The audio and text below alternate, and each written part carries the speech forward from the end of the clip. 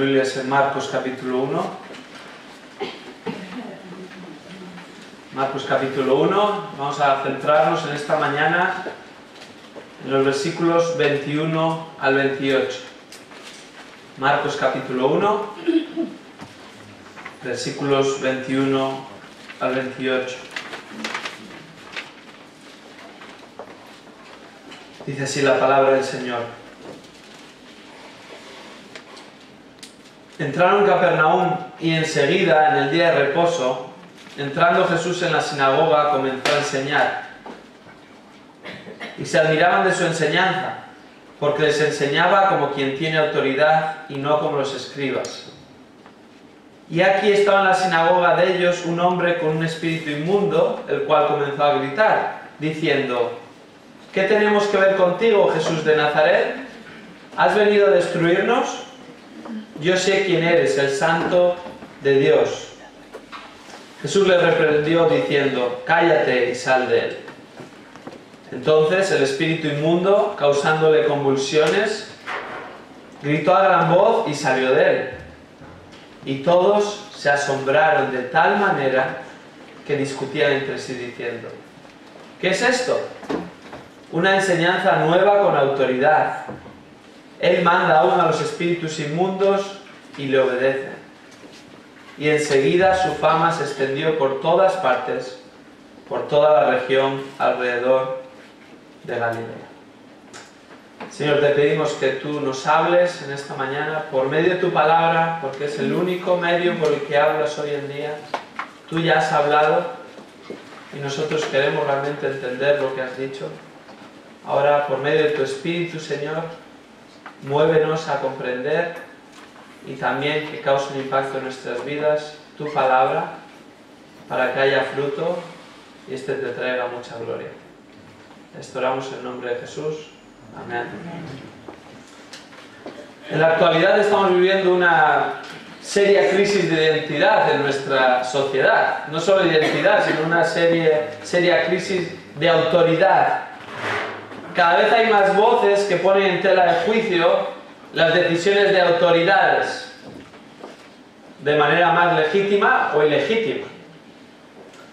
Las fuerzas y cuerpos de seguridad del Estado cada vez ven más limitadas sus funciones por innumerables trabas legales que protegen más al infractor y al delincuente que a aquellos que han de perseguirles. En los hogares pasan a tomar las decisiones los hijos, mientras que los padres se convierten en actores secundarios y se amoldan a lo que los hijos quieren, ya sea directa o indirectamente. En las escuelas, los profesores ya no son respetados, sino que se burlan de ellos, son acosados, incluso amenazados y agredidos. Hace unos 30 o 40 años en la educación en España, si un niño sacaba malas notas, el padre iba con el niño al profesor con las notas y echaba la bronca al niño. Hoy en día, si un niño saca malas notas, los padres van con el niño al profesor y con las notas le echan la bronca al profesor. Los papeles se han cambiado. Todas las fuentes de autoridad humana están en clara crisis, y esto va en declive. Y especialmente está en clara crisis, agudizado por la corriente de pensamiento postmodernista que afirma que todo es relativo y que no hay una verdad absoluta.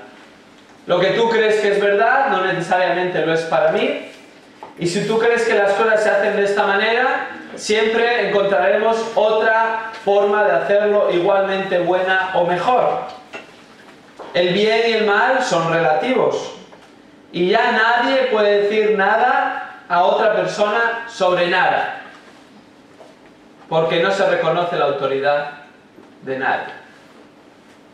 Y queda una pregunta en el aire ante este gran vacío de autoridad. ¿Quién manda aquí? ¿Quién manda aquí? ¿Se supone que alguien manda? ¿Se supone que alguien tiene autoridad suficiente como para someternos a esa autoridad y que dictamine cómo hemos de relacionarnos unos con otros? Quien manda es Dios. Y la clara crisis de identidad y de autoridad que estamos enfrentando como sociedad occidental, no es algo que solo ocurra en España, es porque se le ha dado la espalda a Dios hace mucho tiempo. Y no debería sorprendernos de que la sociedad da la espalda a Dios cuando no creen en Él, o si algunos dicen que creen a su manera. Pero lo que sí debería sorprendernos es que haya una crisis de autoridad en las congregaciones que adoran a Dios, que dicen que creen en Él y que afirman que la palabra de Dios es su palabra, pero en cambio no se someten a ella. Y otras autoridades están al mismo nivel o por encima. No es nada nuevo. Lo que acabamos de leer en Marcos capítulo 1 nos muestra que en aquel tiempo los judíos religiosos, el pueblo de Dios escogido, que conocían el Antiguo Testamento bien, que adoraban al Dios verdadero, que seguían ritualismos, no se estaban sometiendo verdaderamente a Dios ni en su palabra. Y el episodio en el que Cristo entra en esta sinagoga en Capernaum nos lo muestra claramente. Y marca una diferencia clara. Jesús demuestra en el comienzo de su ministerio que Él tiene autoridad. Ante la crisis de autoridad que había en aquel tiempo, como la hay hoy en día con diferencias culturales, pero en el fondo similar, Jesús muestra que Él tiene autoridad, sus palabras tienen autoridad y su poder como Hijo de Dios legitima esa autoridad. Llegados a este punto del Evangelio de Marcos, Jesús ha sido presentado ya como el Hijo de Dios, como el Mesías esperado, en el versículo 1. Se introduce a su precursor, Juan el Bautista, que exalta a Cristo y le proclama. Jesús entra en escena siendo bautizado y después guiado por el Espíritu Santo, después de recibirlo, durante 40 días al desierto. Y después de esto vemos como en aquel lugar es tentado, no solo las tres tentaciones que encontramos en los evangelios, sino en realidad la manera en la que se expresa el verbo en el capítulo 1, versículo 13, siendo tentado por Satanás, es un verbo continuo. Solo tenemos reflejadas las tres tentaciones específicas, pero durante los 40 días fue tentado de alguna manera por Satanás. Eso es lo que nos expresa con este verbo el Evangelio de Marcos.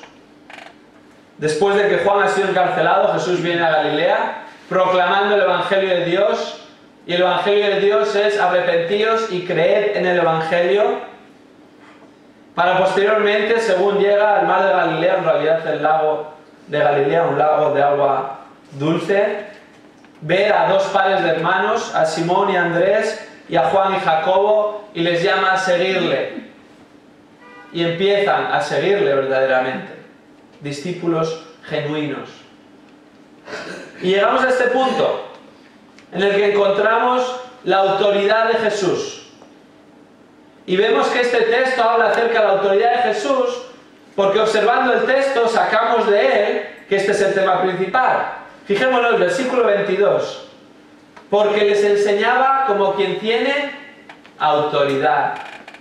Versículo 27. ¿Qué es esto? Una nueva enseñanza con autoridad. Él manda aún a los espíritus inmundos y le obedecen. La escena ratifica la autoridad de Jesús como el Hijo de Dios. Y concretamente en estos versículos del 21 al 28 observamos dos manifestaciones de la autoridad de Jesús ante la que nos hemos de someter. Dos manifestaciones de la autoridad de Jesús ante la que nos hemos de someter.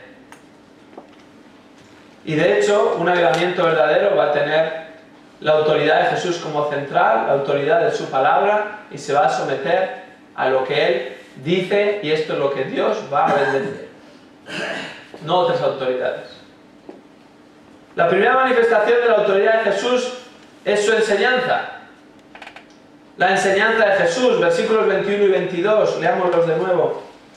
Entraron en Capernaum y enseguida en el día de reposo, entrando Jesús en la sinagoga, comenzó a enseñar. Y se admiraban de su enseñanza, porque les enseñaba como quien tiene autoridad y no como los escribas. Comienza el versículo 21 diciendo, entraron en Capernaum. Jesús se encuentra en Capernaum. Y no entra solo, no dice entró en Capernaum, sino entraron en Capernaum. La tercera persona del plural, del verbo entrar, denota que iba junto a sus recién estrenados discípulos, los 4 que ya le seguían. Ellos con Jesús, al menos, entraron en Capernaum, literalmente la ciudad de Nahum, un lugar que, por cierto, se convertiría en su centro y base de operaciones estratégicas, tras el rechazo en Nazaret que Lucas relata en el pasaje paralelo. Pasó tanto tiempo en Capernaum que incluso en Mateo 9:1 dice que llegó a conocerse como su propia ciudad, aun cuando él era de Nazaret. Y fue ahí donde él hizo muchas de sus poderosas obras, como Mateo 11:20 ratifica. Capernaum era una gran ciudad en aquel tiempo. La ciudad de Nahum era el corazón del distrito más poblado de Palestina. Allí había un destacamento de soldados romanos. Estaba junto a una importante ruta comercial llamada Vía Maris, principal ruta y vía entre la costa mediterránea y Damasco en el norte. Tal era su opulencia que tenía un gran paseo marítimo de unos 800 metros, algo muy extraño en aquella época, con un muelle que incluso entraba 80 metros en el mar. Se necesitaba tener bastante dinero para hacer ese tipo de construcciones en aquel tiempo. Había prosperidad, era una ciudad grande para la época. Los registros dicen que más de 10.000 habitantes cuando este tipo de ciudades escaseaban. Y Jesús llega a esta ciudad con sus discípulos. ¿Qué es lo primero que hace? El versículo continúa diciendo, y enseguida, en el día de reposo, entrando Jesús en la sinagoga, comenzó a enseñar. ¿Qué es lo que hace? Enseguida ir a la sinagoga en el día de reposo. Sinagoga simplemente significa asamblea o congregación de personas, en el griego. Se podía traducir, entró donde estaba la gente reunida para adorar, o el lugar de reunión donde adoraban. De hecho, este era el lugar de reunión de los judíos. Pero este edificio de la sinagoga, mientras se utilizaba para la adoración en el día de reposo, el resto de los días de la semana no se cerraba y no se usaba para nada, sino que se usaba como escuela y juzgado de casos menores.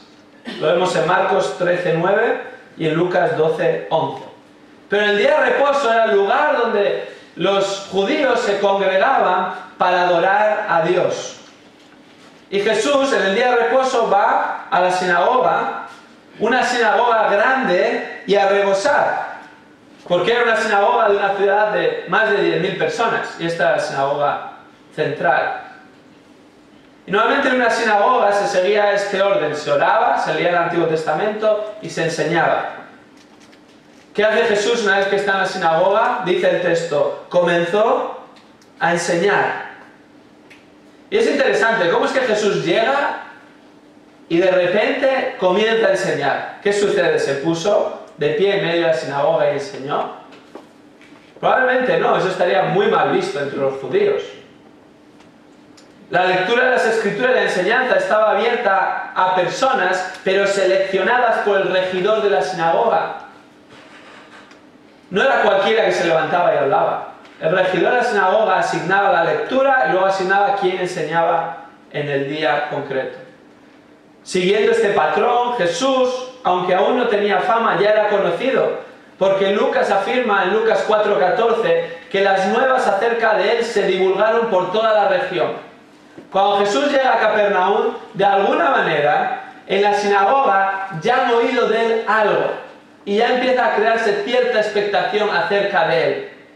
Y aunque el texto no lo dice, la afirmación probablemente más probable es que debido a que habían oído de él, hubo interés en escuchar qué tenía que decir y el regidor le invitó a enseñar ese día. Esto no es algo marginal en la vida de Jesús.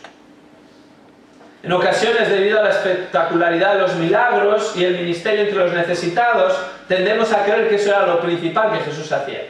Si te has criado en una iglesia evangélica y vas a la escuela dominical, como niños, lo que más se nos enseña son los milagros de Jesús, cómo expulsó demonios, y acerca de todo lo que él hizo, es lo que se te queda en la retina, porque no es algo normal, no lo ves todos los días, ¿verdad?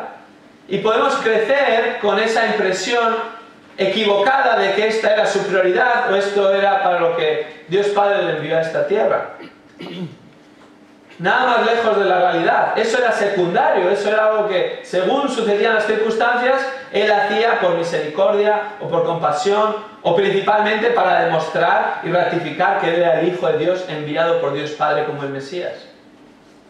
Sin embargo, su prioridad, según vamos leyendo el Evangelio de Marcos, es sorprendente observar que una y otra vez, cada vez que iba a un lugar nuevo, lo primero que hacía era enseñar.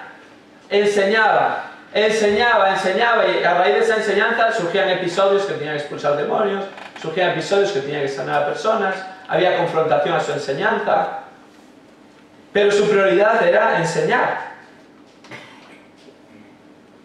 De hecho, un poco más adelante en Marcos, el mismo capítulo 1, algo que vamos a ver más concretamente esta tarde, él, después del episodio de este espíritu inmundo, sana a la suegra de Pedro por haber ido a su casa y se la encuentra enferma y la sana. Y después eso crea un efecto llamada y muchos enfermos y endemoniados son traídos a él y claro, le sana y expulsa demonios, Marcos 1:34. Y él por la mañana se levanta pronto para evitar la aglomeración de todo el mundo que iba a estar al día siguiente ahí para ser sanado o para que se expulsase demonios. Porque se fue a realizar su prioridad, se fue a orar bien de mañana. Y Simón y el resto vienen a decirle en el capítulo 1, versículos 36 y 37, todos en la ciudad te buscan. ¿Cuál es la respuesta de Jesús? Versículo 38, fijémonos. Vamos a otro lugar, a los pueblos vecinos, para que predique también allí, porque para eso he salido.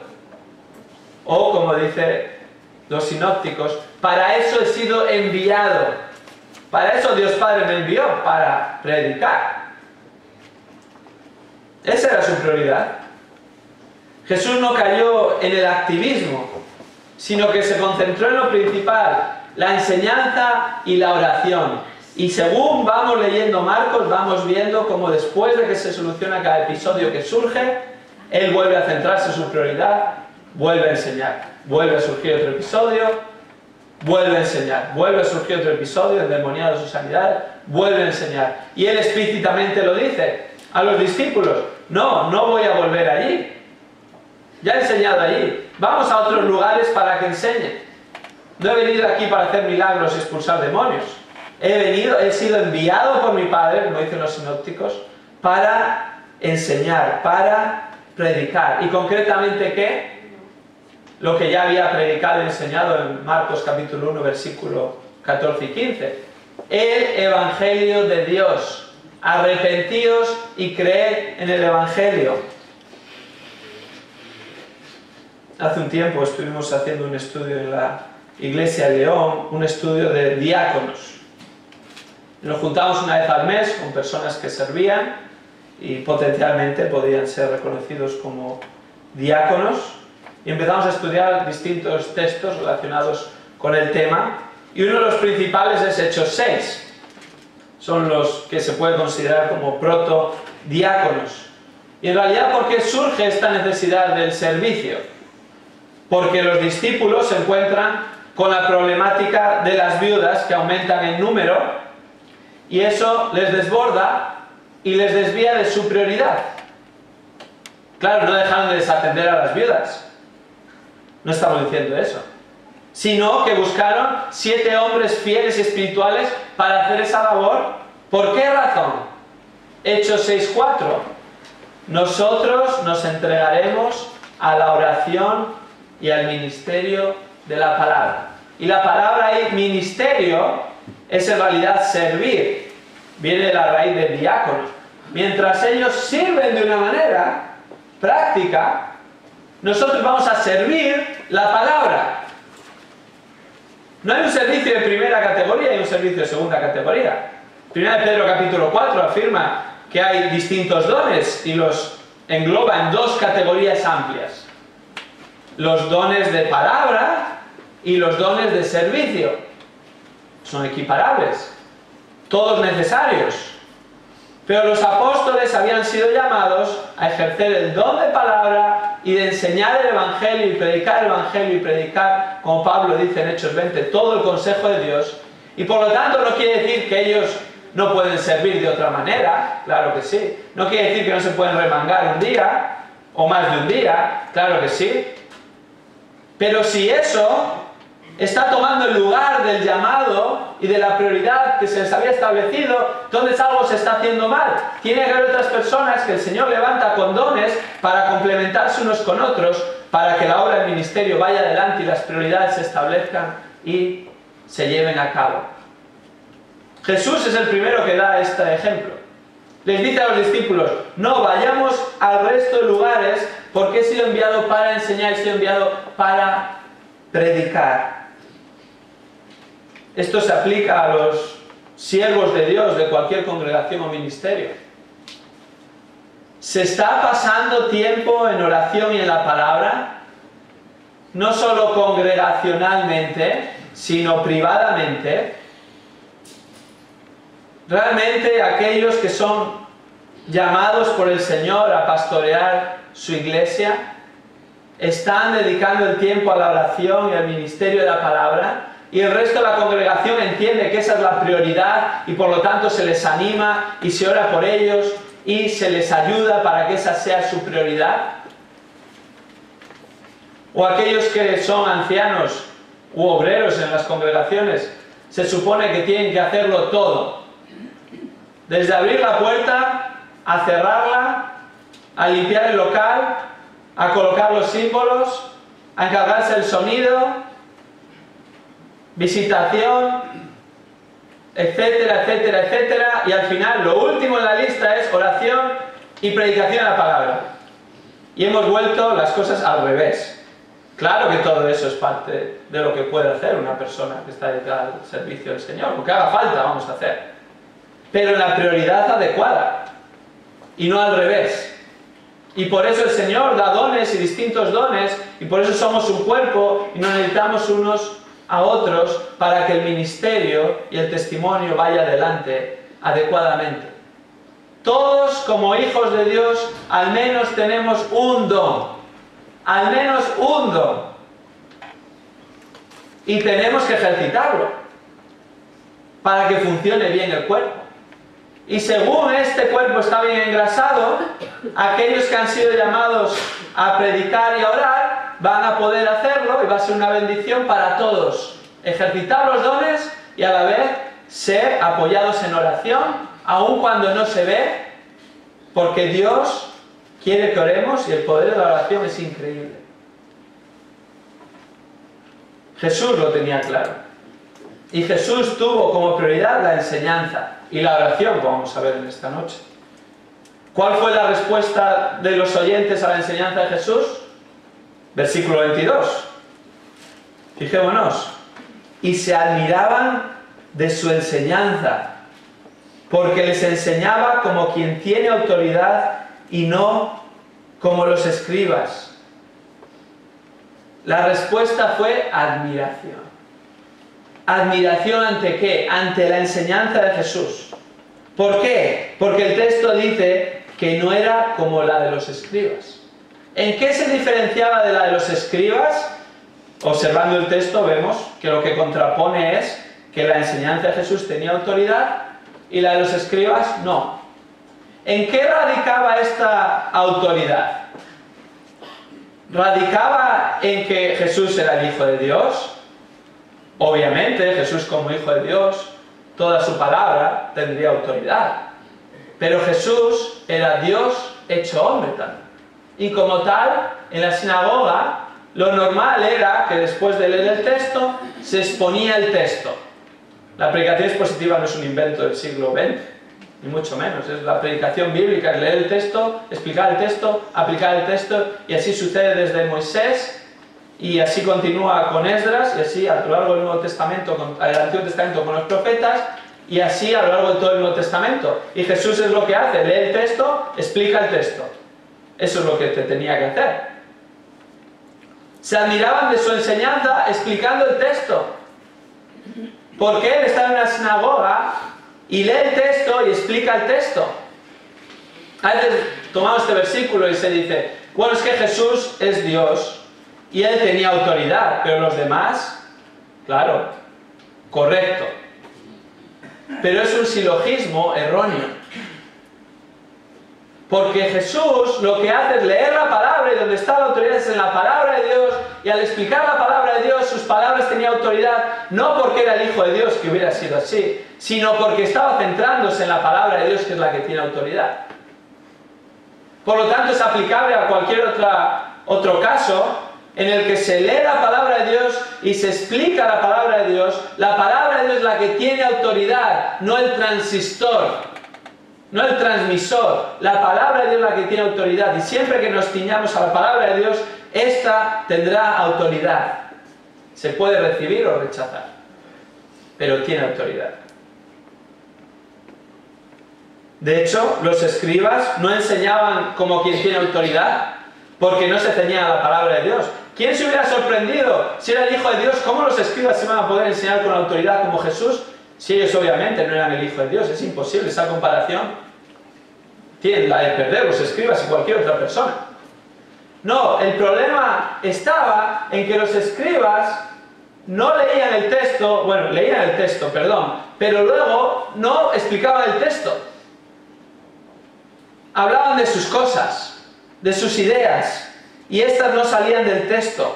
Y la gente no era tonta, como no es tonta hoy en día, y se da cuenta si la enseñanza está centrada en el texto y se está explicando el texto o otras cosas.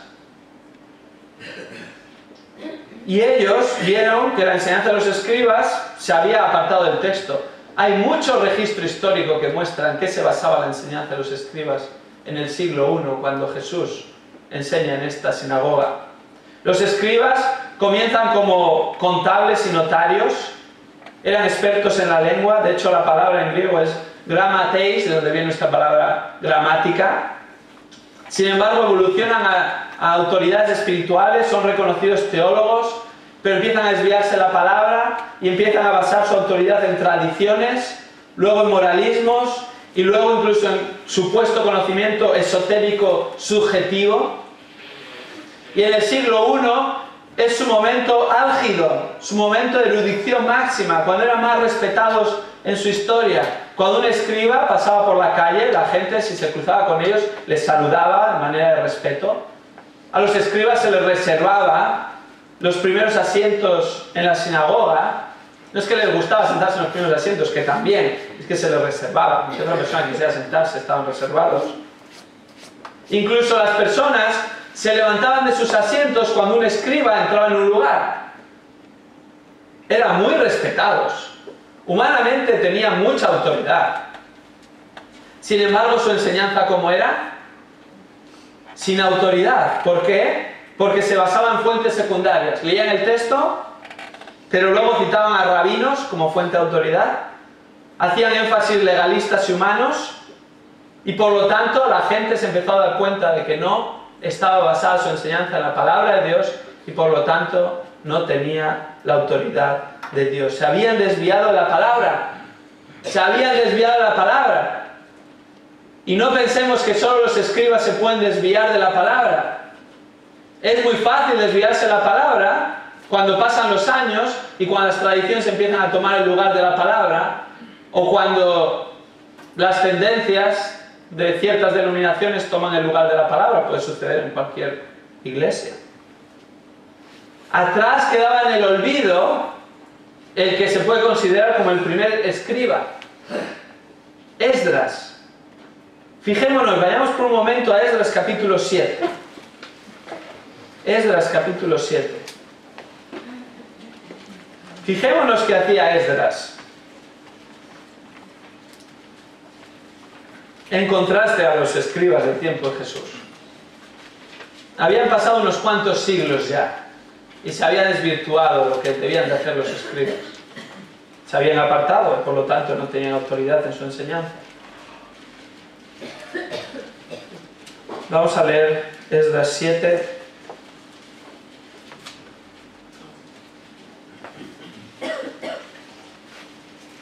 Fijémonos en el versículo 6, al final del versículo 6.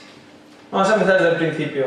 Este Esdras subió de Babilonia y era escriba, experto en la ley de Moisés, conocía la palabra de Dios, que el Señor, Dios de Israel, había dado, era la palabra de Dios. Y el rey le concedió todo lo que pedía. ¿Por qué? Porque la mano del Señor su Dios estaba sobre él. Saltemos ahora al versículo 9. Porque el primer día del mes primero comenzó a subir de Babilonia, el primer día del mes quinto llegó a Jerusalén. ¿Por qué? Porque la mano bondadosa de su Dios estaba sobre él. Tenía la bendición de Dios sobre él. ¿Por qué tenía la bendición de Dios sobre él? Versículo 10. Porque, o ya que, Esdras había dedicado su corazón a ¿qué? Tres cosas. En primer lugar, a estudiar la ley del Señor. En segundo lugar, a practicar la ley del Señor.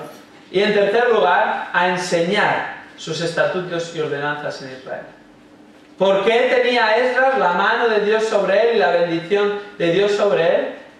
Porque se había dedicado de corazón, de dentro a fuera, no era una apariencia externa, realmente en su corazón deseaba estudiar la ley del Señor para luego practicarla. El primer beneficiado de estudiar la palabra del Señor siempre es el que la estudia, pero posteriormente la transmitía y era bendición para los demás también. Y por eso la mano del Señor estaba sobre él y bendecía su enseñanza. Tenía autoridad realmente. Nehemías 7:8. ¿Cuál era su práctica? Nos dice cómo era en particular esa enseñanza. Nehemías 7:8. Leía el libro de la ley de Dios, traduciéndolo y dándole el sentido para que entendieran la lectura. Esa es la predicación, esa es la proclamación. Leer la palabra de Dios, traducirlo, dándole el sentido. Las personas que estaban escuchando la ley de Dios en aquel tiempo no entendían el idioma en el que lo leían muchos de ellos, entonces tienen que traducirlo, pero después de traducirlo, le daba el sentido. Esto significa, para que nadie pudiera salir de allí diciendo, no he entendido lo que ha querido decir Dios. Lo que ha querido decir Dios, no lo que ha querido decir el escriba. Los escribas en los tiempos de Jesús sí leían la palabra de Dios, pero luego no volvían a ella. Luego su mensaje no estaba centrado en ella, sino se centraba en otras cosas. Comentaban otras autoridades, otros comentarios, otras personas que ellos creían que tenían autoridad, otros temas de actualidad, otras fuentes secundarias, fuesen las que fuesen. Y la gente se iba a sus casas, y estoy seguro que sucedía como sucede hoy en día en ocasiones en nuestras iglesias, que miraban el texto otra vez y decían, pero ¿hoy se ha predicado ese texto? Se ha leído, pero ¿se ha predicado luego? La meta del expositor bíblico es leer el texto, explicar el texto, palabra por palabra, frase por frase, versículo por versículo, para que todos podamos volver a casa, volver a leer el texto y reflexionar en el texto y ahora entenderlo mejor y profundizar y que el Señor nos siga bendiciendo en la lectura de su palabra, según estamos expuestos a Él. Versículo 22, fijémonos otra vez. Y se admiraban de su enseñanza porque les enseñaba como quien tiene autoridad y no como los escribas. Cuando entendemos cómo enseñaban los escribas en aquel tiempo, entendemos cómo tuvo que enseñar Jesús y por lo tanto ¿dónde estaba esa autoridad? En la palabra de Dios. Me encanta cómo Spurgeon describe la palabra de Dios y cómo la defiende. Dice: no es necesario defender a un león mientras está atacado, mientras es atacado. Todo lo que tienes que hacer es abrir la puerta de la jaula. A veces queremos defender la palabra de Dios. No, lo que tenemos que hacer es proclamar la palabra de Dios. Querer defender la palabra de Dios ante los ataques de personas que no creen que es la palabra de Dios, es tan ingenuo como aquel que se acerca a un león y piensa que no le va a hacer nada. Bueno, allá él, en su ignorancia. Pero si abre la puerta de la jaula, ya no vas a discutir si el león tiene poder o no, si va a hacer algo o no. El león va a hacer el resto. La palabra de Dios actúa así. Tenemos que ponerla ahí fuera, exponerla, porque tiene poder. Porque es la que tiene poder para cambiar nuestros pensamientos, para cambiar nuestras emociones, para cambiar nuestras acciones. Y ella es la que lo va a hacer. Es una espada de doble filo que puede penetrar hasta donde ninguno de nosotros puede penetrar y hasta donde ni siquiera nosotros mismos discernimos acerca de nuestro propio interior. Tiene autoridad. Por lo tanto, hermanos, hablemos la palabra de Dios. ¿Tenemos oportunidad de hablar con alguien? Cita un versículo apropiado. No fuera de contexto, porque entonces no hará ningún beneficio. Asegúrate de estudiar el texto, asegúrate que está en su contexto, entiende ese versículo, memorízalo, y si solo tienes la oportunidad de citarlo, has dejado la palabra de Dios ahí, hará su labor. Si tienes la oportunidad de explicarlo en una conversación o con preguntas, informalmente, tomando un café, que la palabra de Dios sea el centro. Tal vez no vas a tener 45 minutos de la atención de una persona ininterrumpida y va a escuchar mientras tú expones el texto. Para eso viene la gente de la iglesia. Pero tal vez vas a tener un minuto. Pues en un minuto, céntrate en la palabra de Dios. Tal vez vas a tener 10 segundos. En esos 10 segundos, cita la palabra de Dios. Porque es la autoridad. Y es la que tiene poder. Yo no tengo poder, tú no tienes poder. Yo no tengo autoridad, tú no tienes autoridad. Y las personas, pues obviamente van a tener su opinión. Y van a creer que son la autoridad de su propia vida. Pero la palabra de Dios puede hacer cambiar ese pensamiento y es el único que va a hacerlo cambiar. ¿Confiamos realmente en la autoridad de la palabra de Dios? ¿O confiamos en que tal vez nosotros, por nuestra erudición, probablemente la mayoría no confía en su erudición, pero puede haber unos poquitos aquí que confían en su erudición o en su experiencia después de muchas conversaciones, cómo puedo llevarla a mi terreno o cómo puedo hacer que me escuchen? Tal vez la mayoría de nosotros no confiamos en nosotros mismos y ni siquiera nos atrevemos a entrar en conversaciones bíblicas y espirituales con otras personas. Sea un lado o sea el otro, lo que está fallando es que estamos poniendo el foco en nosotros mismos y no le estamos poniendo en la palabra de Dios y no estamos diciendo, mira, desde luego que yo no soy capaz, pero la palabra de Dios puede y tiene autoridad. Voy a hacer lo posible para estar en la palabra y cuando tenga una conversación, hablar la palabra. No solo con aquellos que no son creyentes, sino también con nuestros hermanos y con los creyentes. ¿De qué sirve mi opinión? Sinceramente, yo esto lo tengo muy claro. Mi opinión no sirve de nada. De nada. Puede servirme a mí. Pero a los demás, ¿por qué le va a servir mi opinión? La autoridad es la palabra de Dios. Y por lo tanto, si una persona en alguna ocasión me viene a pedir consejo, trato de llevarle a la palabra y de dar un principio bíblico y dejar bien claro, yo no puedo tomar la decisión por ti, y a lo mejor es un tema que la palabra no necesariamente expone si tienes que decir sí o no, si tienes que mudarte aquí o allá, si tienes que coger este trabajo o el otro, si tienes que tener un hijo o 3, pero sí que da principios bíblicos y eso es el consejo que tengo para darte. Y en base a eso, toma tu decisión. Si obviamente es algo que contradice claramente la palabra de Dios, entonces la palabra de Dios será la autoridad y se dirá, no, no puedes hacer esto o no debes hacer esto, porque la palabra de Dios dice, y llevas al texto, y se lee el texto, y ahí está la autoridad. La persona lo puede recibir, lo puede rechazar, lo puede seguir, lo puede negar. Pero es la palabra de Dios la que niega o la que recibe. No es ni a mí, ni son mis palabras. La gente respondió ¿cómo? Con admiración. Se admiraban de su enseñanza. Lo mismo ha de suceder con nosotros ante la palabra de Dios. Admirarnos al leer la palabra de Dios, reflexionar en ella, entenderla. ¡Qué sabiduría! ¡Qué autoridad! ¡Qué tesoro tenemos!, ¿verdad? Como el salmista afirma en el Salmo 19. Como el salmista afirma en el Salmo 119, el capítulo más largo de la Biblia.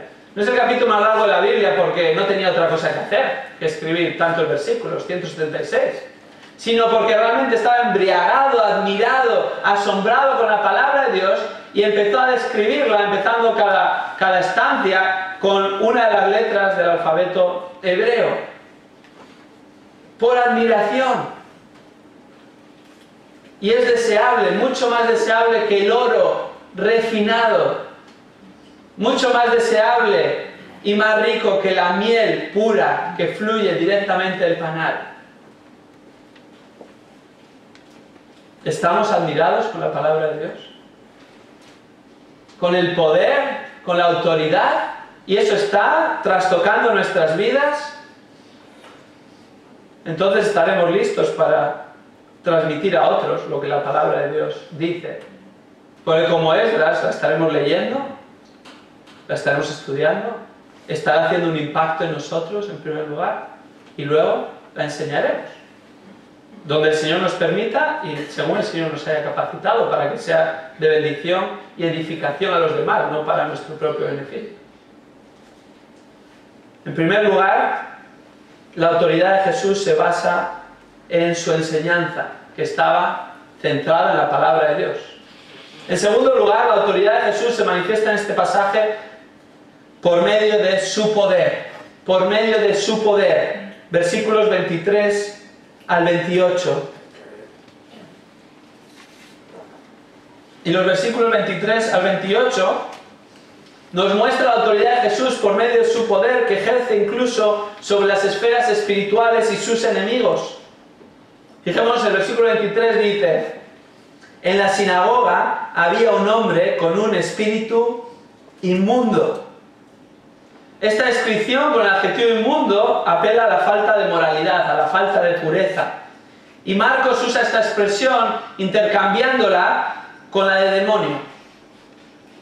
Usa 11 veces en el Evangelio de Marcos inmundo, nuevamente con espíritu, y 13 veces demonio, como sinónimos, prácticamente intercambiables. Había una persona poseída entre la audiencia, eso es lo que está diciendo. Pero lo curioso es que pasara desapercibido. Eso es lo curioso. Como judío, iba a la sinagoga cada día de reposo. Puede ser que hubiera sido una visita, puede ser.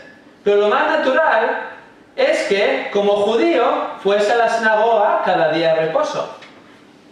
Incluso ese mismo día, aunque fuese una visita, pasaba desapercibido. Hasta que Jesús no empezó a enseñar la palabra de Dios con autoridad, no salió a la luz el espíritu inmundo. Durante tanto tiempo había estado instalada la mentira en la sinagoga de Capernaum, que incluso si había espíritus inmundos, podían ir de incógnito porque ya otros estaban haciendo su trabajo de propagar la mentira.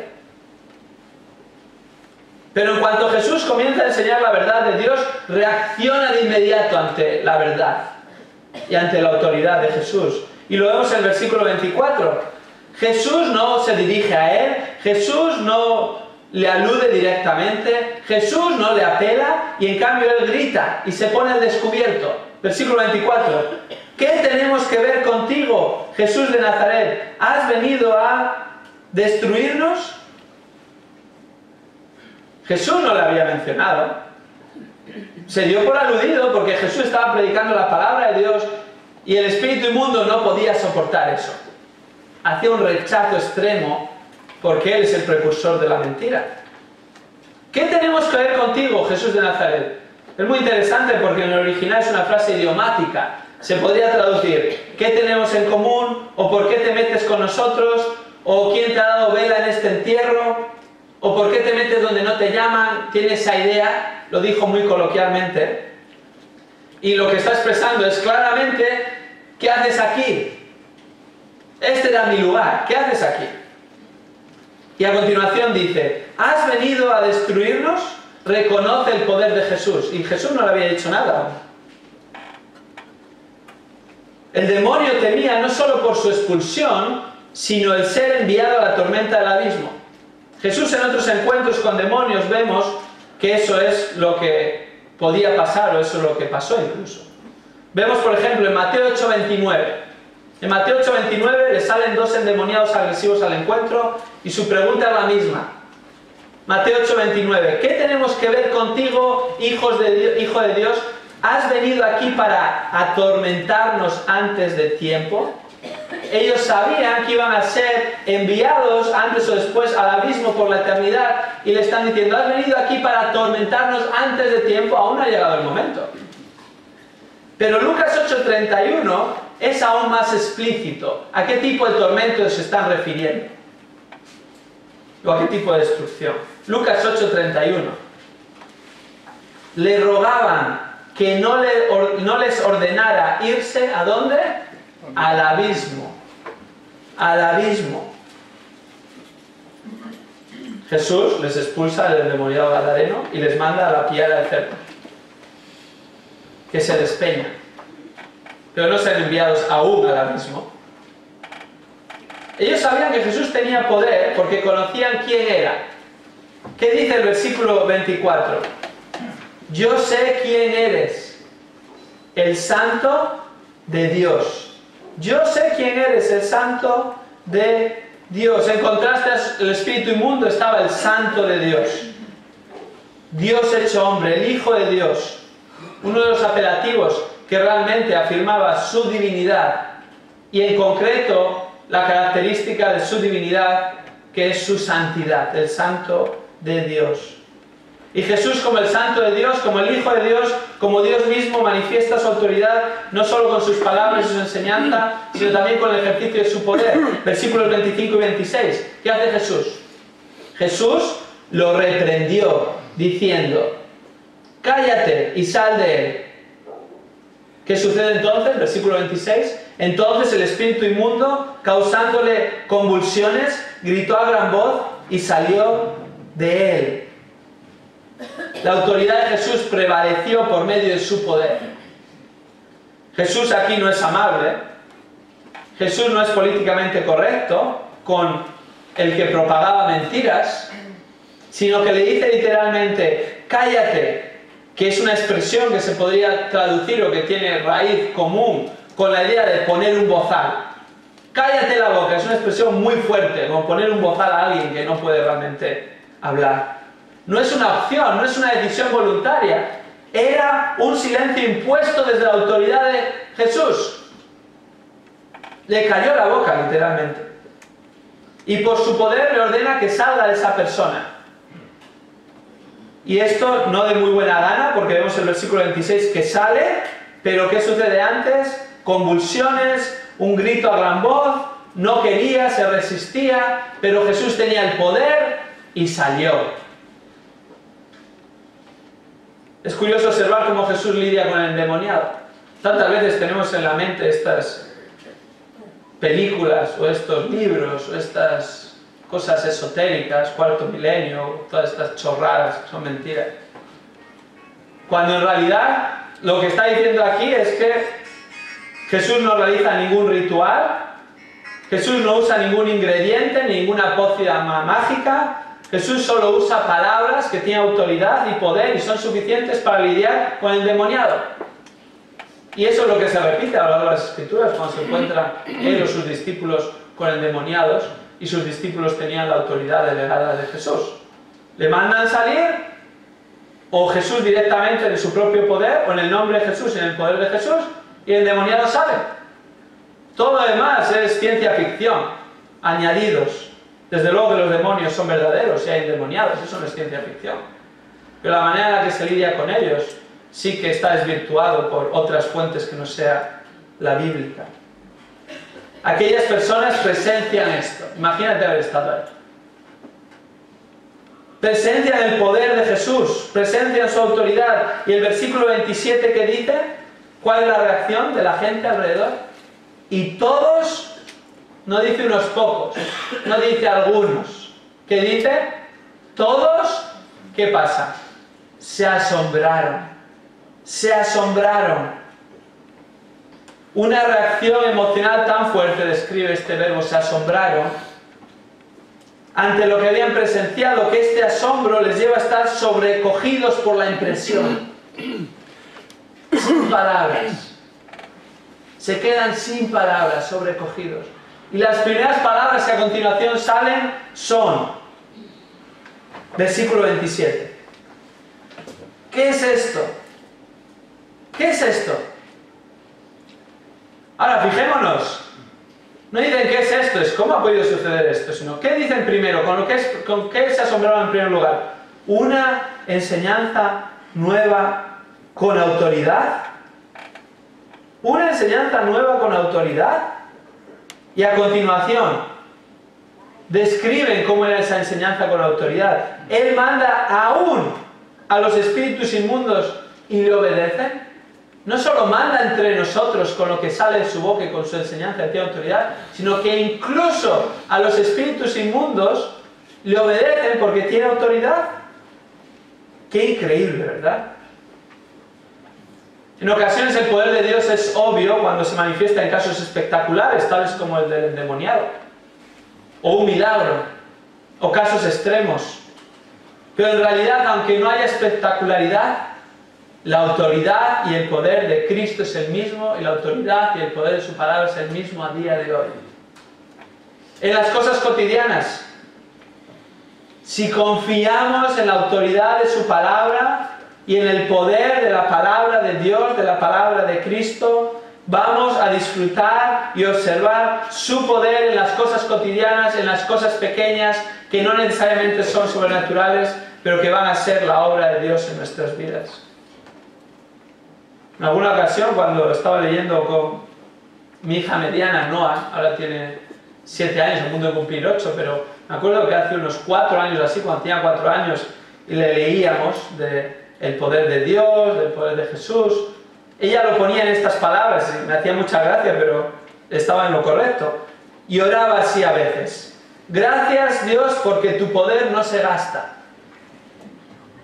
Es cierto, no se gasta. Todo lo demás se gasta, el poder de Dios no se gasta, pero a veces actuamos como si el poder de Dios estuviera limitado o el poder de Dios se estuviera gastando. No, es el mismo. Y la autoridad de Dios es la misma por medio de su palabra. ¿Acaso hace años, cuando hubo muchas conversiones o cuando había una aceptación del Evangelio, es que Dios tenía más poder que hoy? No, su poder no se gasta. Tenemos que estar asombrados con su palabra, con el poder de su palabra, con el poder del Evangelio, con el poder de Cristo, y vivirlo nosotros en nuestras vidas en primer lugar. Y asombrados con Él, entonces hablar a otros de Cristo, de su palabra, de su poder, para que también estén asombrados. Pero si nosotros no estamos asombrados con la palabra de Dios, y si en nosotros no tiene la autoridad que debe tener, y si nosotros no dependemos de ella en el día a día y de Cristo, ¿a quién vamos a hablar de esto? No vamos a hablar a nadie. Vamos a hablar en nuestros círculos íntimos, en la iglesia. Pero eso se convierte en una religiosidad. Una religiosidad. No. Pablo les dice a los colosenses, cuando estaban enfrentados por otros tipos de autoridad, y en aquel tiempo era la autoridad legalista de los judaizantes, o la autoridad de los que eran sabios, o se decían sabios en aquella época, los filósofos principalmente, y les dice que ellos, versículo 6, por tanto, de la misma manera que recibisteis a Cristo Jesús, el Señor, así andad en Él. De la misma manera que habéis sido salvos por Cristo Jesús, así vivid vuestra vida en Cristo. Cristo no es para usarle y ser salvo y luego vivir nuestra vida a nuestra manera. Tenemos que andar en Él. ¿Cómo? Versículo 7. Firmemente arraigados, echados raíces y edificados en Él. En Cristo vivimos la vida espiritual. Y por eso en el capítulo 1, versículo 28 de Colosenses dice: a Él, a Cristo, nosotros proclamamos. Y está hablando a creyentes, y se lo proclamaba a creyentes, amonestando a todos los hombres y enseñando a todos los hombres con toda sabiduría, a fin de poder presentar a todo hombre perfecto en Cristo. con toda sabiduría. ¿Cuál es esta sabiduría? Colosenses capítulo 2, versículo 3. ¿En quién? Versículo 2 dice Cristo. En 3, ¿en quién? En Cristo están escondidos todos los tesoros de la sabiduría y del conocimiento. Por eso proclamamos a Cristo. Por eso, según le recibimos, andamos en Él, nos agarramos a Él y somos edificados en Él y en su sabiduría. Y no en la sabiduría de los hombres.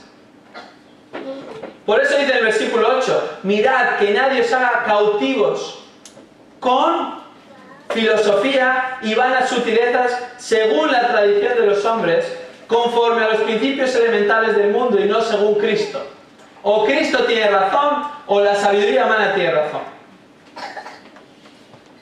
Pero el versículo 3 dice que todos los tesoros de la sabiduría y del conocimiento están en Cristo. Está claro quién tiene la razón. ¿Por qué vamos a ir a fuentes secundarias que nos van a hacer cautivos y vamos a ser engañados? ¿Por qué vamos a Cristo? ¿Por qué confiamos en su sabiduría? Versículo 9. Porque es Dios y los demás no. Aunque se crean diosecillos de nuestra época actual que lo saben todo. Versículo 9. Porque toda la plenitud de la deidad reside corporalmente en Él. Y habéis sido hechos completos en Él, que es la cabeza sobre todo poder y autoridad. Por eso confiamos en su sabiduría. Por eso confiamos en su palabra. Y no en la sabiduría de los hombres que nos hace cautivos. Él tiene poder. Él tiene poder para arreglar un matrimonio roto.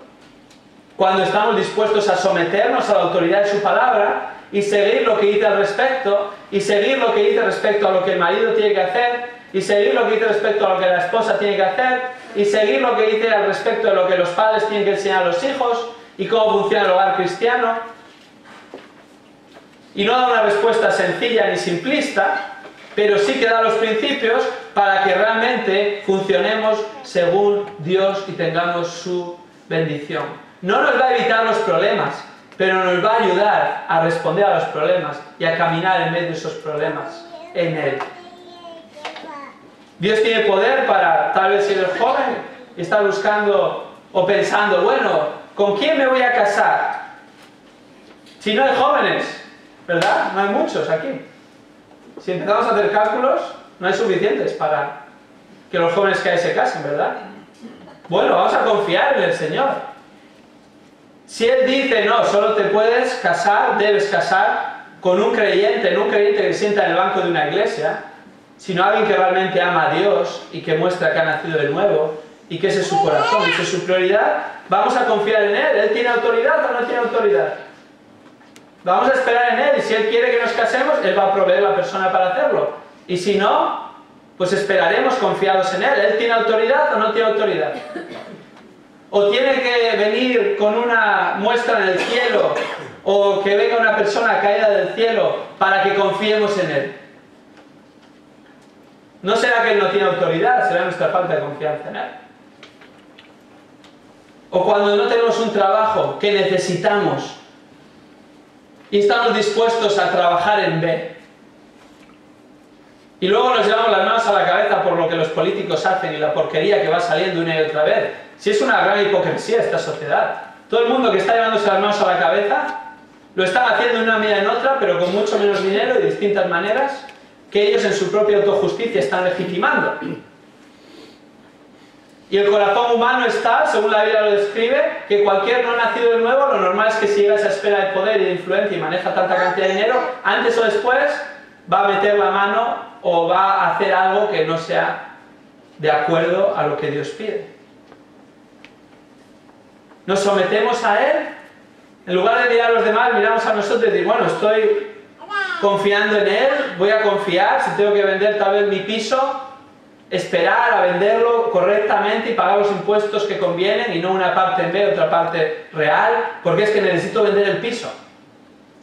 O necesito un trabajo. Dios va a entender que necesito el trabajo, entonces Dios va a entender que no le obedezca, porque al final el fin justifica los medios, esa es nuestra autoridad, no la palabra de Dios. Es tan aplicativo esto. tan aplicativo, que es desbordante.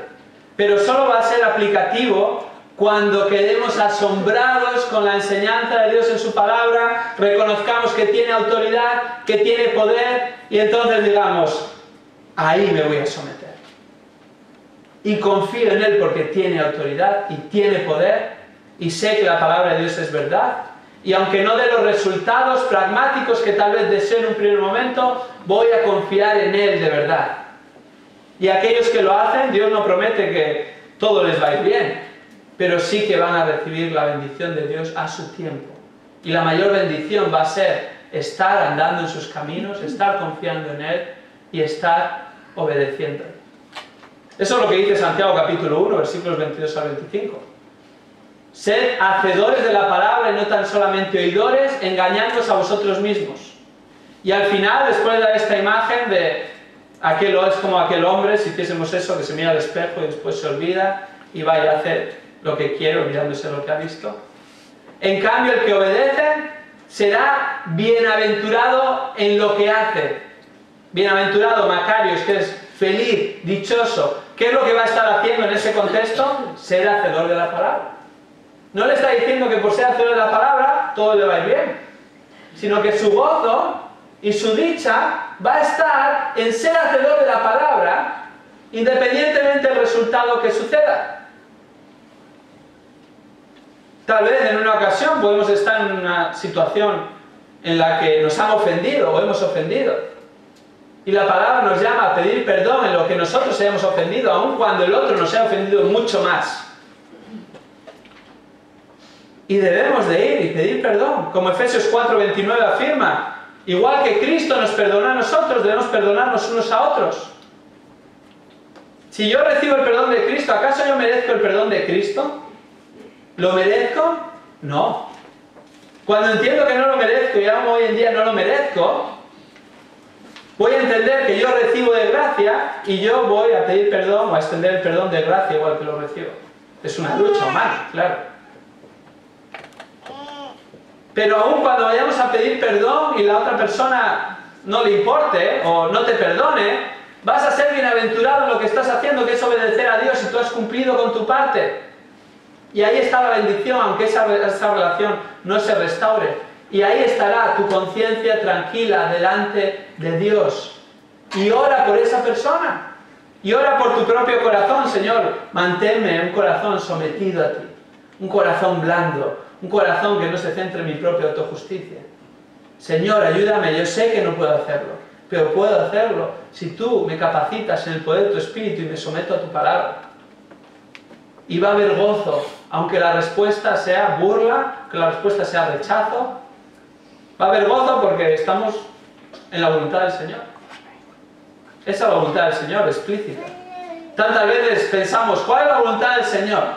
Y estamos intentando entender la voluntad decretada de Dios. La voluntad decretada de Dios o soberana de Dios nunca la vamos a entender hasta que no sucede. Y cuando sucede, esa es la voluntad de Dios, decretada o soberana. Pero la voluntad revelada de Dios ya la tenemos. Aquí la tenemos. Nos preocupamos por la voluntad que no sabemos ni vamos a saber hasta que suceda. Y en cambio estamos dejando a un lado la voluntad que ya tenemos y no estamos cumpliéndola. O tratando de cumplirla en lo que podamos y en lo que el Señor nos permite. Y cuando no lo hagamos, arrepentirnos y seguir en el caminar cristiano. Ojalá pongamos nuestras energías en desear seguir y cumplir la voluntad de Dios ya revelada, porque tiene autoridad y porque nos asombra y porque tiene poder, y aunque no dé los resultados apetecibles, estemos gozosos en seguir su palabra porque nos sometemos voluntariamente y con gusto a Cristo. Que Él nos ayude. Vamos a ver.